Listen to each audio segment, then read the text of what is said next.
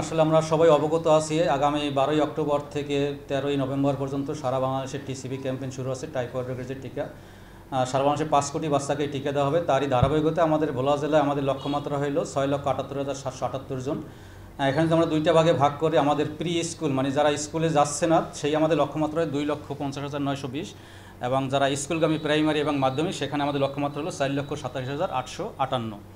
আমাদের মোট শিক্ষা প্রতিষ্ঠান 2,687টি। আমাদের এই এক মাস ব্যাপী যে প্রোগ্রাম সেখানে আমাদের মোট কর্মদিবস 18 দিন। প্রথম 10 দিন আমরা স্কুল ক্যাম্পেইন করব, পরবর্তী যে 8 দিন সেটা আমাদের কমিউনিটি পর্যায়ে যে টিকা কেন্দ্র আছে সেখানে আমাদের স্বাস্থ্যকর্মীরা টিকা দেবে। এখানে যদি আমরা বলি যে প্রথম 10 দিন আমাদের প্রতিটা কেন্দ্রে 2 জন করে ভ্যাকসিনেটর থাকবে এবং 3 জন করে ভলান্টিয়ার থাকবে।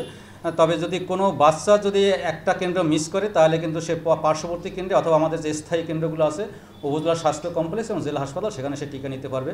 এবং কেউ যদি রেজিস্ট্রেশন করে অন্য কোথাও বেড়াতে যায় তাহলেও কিন্তু সে এই বাংলাদেশের যে কোনো প্রান্ত থেকে সে টিকাটা নিতে পারবে। এখানে আমাদের বয়সের যে আমাদের যে কাদেরকে টিকা দেবো সেটা হলো 9 মাস থেকে 15 বছরের নিচে বাচ্চাদের। আমরা যদি ক্লাস বলি তাহলে নবম শ্রেণী পর্যন্ত সকল মাদ্রাসা আমাদের প্রাক প্রাথমিক নার্সারি আমাদের যে কেজি স্কুল আছে আমাদের যে বেসরকারি স্কুলগুলো আছে এবং আমাদের যে মাদ্রাসাগুলো আছে সকল শিক্ষা প্রতিষ্ঠানের শিশুরা পাবে এবং যারা শিক্ষা প্রতিষ্ঠানে লেখাপড়া করতেছেন তারাও কিন্তু এই বয়সের মধ্যে সবাই টিকার আওতায় আসবে। এখন আমরা কাদেরকে যদি টিকা দেবো না এটা যদি আমরা বলি তাহলে আমরা বলছি 9 মাসের নিচে আমাদের বাচ্চাদের টিকা দেবো না এবং 15 বছরের ঊর্ধ্বে অথবা নবম শ্রেণীর ঊর্ধ্বে যারা পড়ে তাদেরকে আমরা টিকা দেবো না। এবং আমরা যদি বলি আসলে কোনো বাচ্চা যদি অসুস্থ থাকে তাহলে আমরা তাকে টিকা দেবো না, তবে সে যখন সুস্থ হবে তখন সে টিকাটা পাবে। এবং টিকা যেদিন দেবো সেদিন যদি তার জ্বর থাকে তাহলে সেদিন আমরা দেবো না, জ্বর থেকে ভালো হইলে তাকে আমরা টিকা দেবো। এবং আমরা কোনো গর্ভবতী মাকে এবং কোনো দুগ্ধদান মাকে আমরা টিকাটা দেবো না। এই টিকাটা সম্পূর্ণ নিরাপদ। আমরা যদি পার্শ্ব প্রতিক্রিয়া একটু বলি যে আসলে আমাদের বাচ্চাদের যে টিকা দিই সেখানে সামান্য একটু ব্যথা হইতে পারে বা একটু টিকাদানের স্থানটা লাল হইতে পারে, একটু জ্বর আসতে পারে।